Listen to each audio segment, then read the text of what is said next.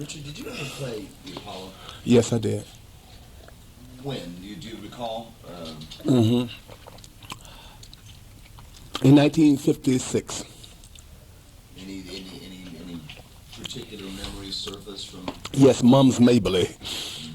Mom's Mabley. I never forget her. About number 12 shoe and no teeth. And back there beating everybody, gambling, playing cards and beating big old hands.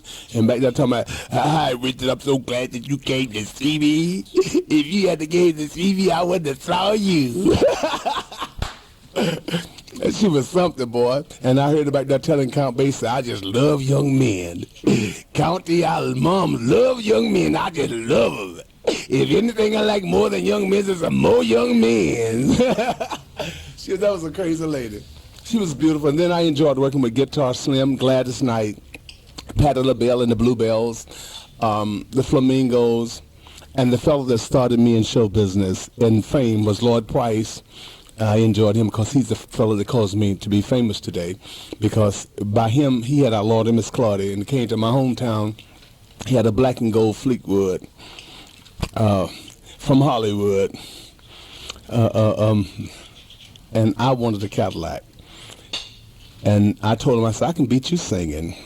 And he called me up to the room, and he had me to send a tape to Specialty Records, start Rupe. And that's the way it started for me. And he was really the cause for me. So I enjoyed working with all those people like B.B. King. And see, James Brown, I already knew him because I'm the one I discovered him in Toccoa, Georgia. He was in prison.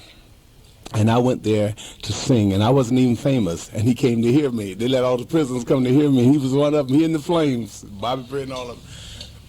And that's where he was discovered through me. Did you work with all of those people at the Apollo at one point? Yes, yeah. Everybody but James. He would never work with me after I discovered him. He was always jealous after that. He had a little streak of envy against me, because everybody used to talk about my skin and my complexion, and he didn't like that. I'm not calling him ugly because that's not right.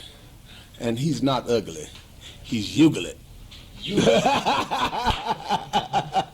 With a capital G. James, I don't mean no harm. He's beautiful. James, you're beautiful. I'm not going to lie. You're not beautiful, but you're my friend.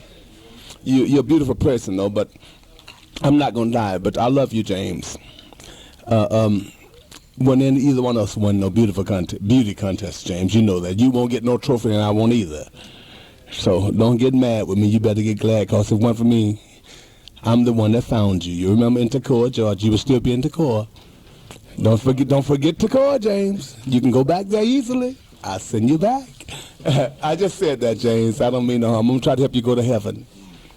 Boy, he's hot right now. Oh, yes. But America. Oh, yes. I don't think he's no hotter than I would be when my record be released. We're looking forward to it. I think that when my record come out, I believe it'll go up fast. Don't you? I certainly hope so. I know so. I talked to a little birdie, they told me. They flew in my window and flew back out, and I said, take the news. And they said, I will. Richard, let me ask you one more question before we wrap. The Hall of Fame, involvement in that, what that's all about.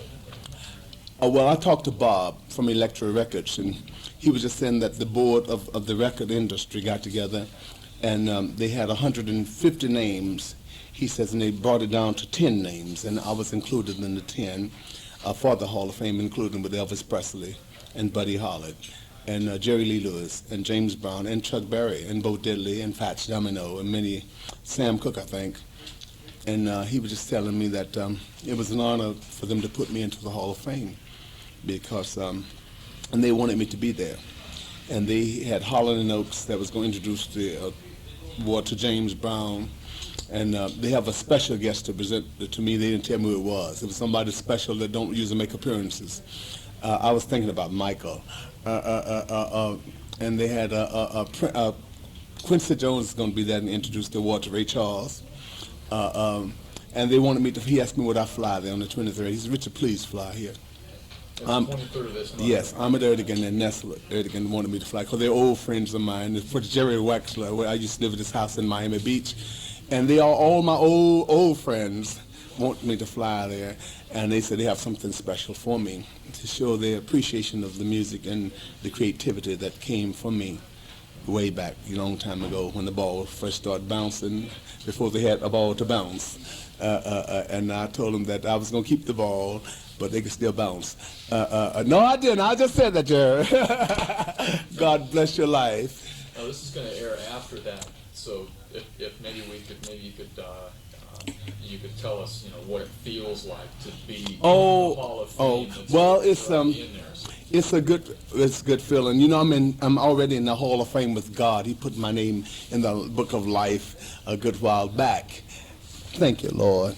And I'm glad that the earthly people on this planet finally thought enough of me to put mine in there while I'm still alive.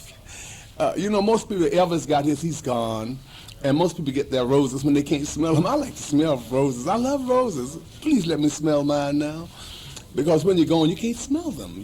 Planting all these flowers on your grave and they're growing everywhere and you don't even know they're up there, So let me see the roses and let me feel some of the money so I can buy my own flowers. I may want a rose garden instead of a bunch. Ooh, isn't that beautiful? It's wonderful. You